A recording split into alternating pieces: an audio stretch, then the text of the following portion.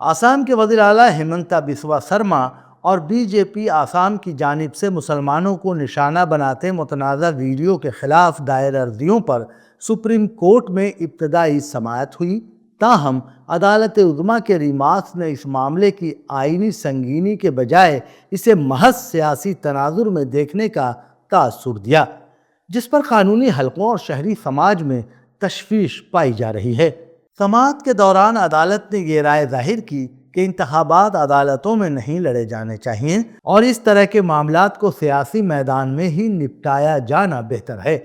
اگرچہ عدالت نے عرضیوں کو فوری طور پر مسترد نہیں کیا، مگر اس تبصرے نے اس بنیادی نقطے کو پس منظر میں دھکیل دیا کہ معاملہ کسی جماعتی فائدے یا انتخابی حکمت عملی کا نہیں، بلکہ ایک آئینی عہدے پر فائز شخص کے طرز عمل، نفرت انگیز اظہار اور شہریوں کے بنیادی حقوق سے براہ راست جڑا ہوا ہے۔ سپریم کورٹ سے رجوع کرنے والوں، جن میں بائیں بازو کی جماعتیں، سماجی کارکن اور سابق اعلیٰ سول افسران شامل ہیں، ان کا موقف ہے کہ وزیر اعلیٰ کو مسلمانوں پر پوائنٹ بلینک شاٹ جیسے تشدد آمیز استعارے کے ساتھ پیش کرنا محض ایک اشتعال انگیز ویڈیو نہیں، بلکہ نفرت انگیز تقاریر سے متعلق سپریم کورٹ کے سابقہ احکامات کی کھلی خلاف ورزی ہے۔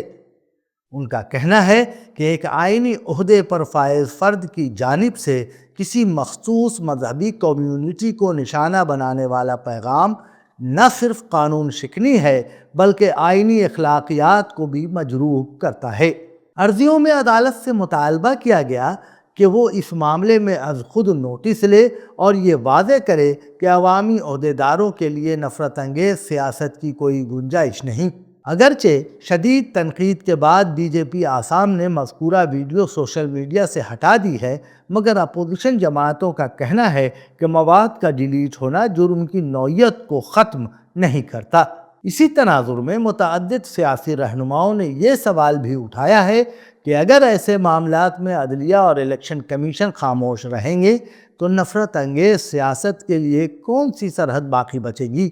یہ معاملہ اگر محض سخت سیاسی بیار بازی یا انتخابی اشتعال تک محدود ہوتا تو عدالت کا یہ کہنا کہ انتخابات عدالتوں میں نہیں لڑے جانے چاہیے کسی حد تک قابل فہم قرار دیا جا سکتا تھا،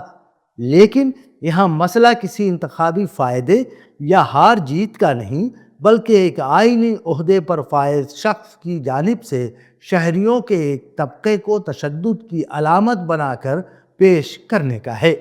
جو براہ راست دستور کی روح سے متصادم ہے۔ دستور کی حفاظت سپریم کورٹ کی بنیادی آئینی ذمہ داری ہے۔ مذہبی آزادی جیسے اصولوں کو سر عام مجروح کیا جائے تو یہ کہنا کہ معاملہ سیاسی ہے اور عدالت کے دائرے سے باہر ہے، خود ایک سنگین آئینی سوال کو جنم دیتا ہے۔ عدالت عظمیٰ یہ موقف کیسے اختیار کر سکتی ہے کہ نفرت انگیز علامتوں اور تشدد آمیز پیغامات کو انتخابی سیاست کے کھاتے میں ڈال دیا جائے، جبکہ وہ خود ایسے ہی معاملات میں ماضی میں سخت ہدایات جاری کر چکی ہے؟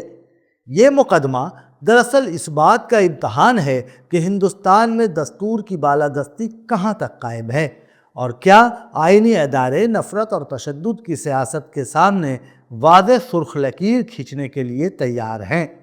یا پھر ایسے معاملات بھی محض سیاسی شعور قرار دے کر نظر انداز کر دیے جائیں گے۔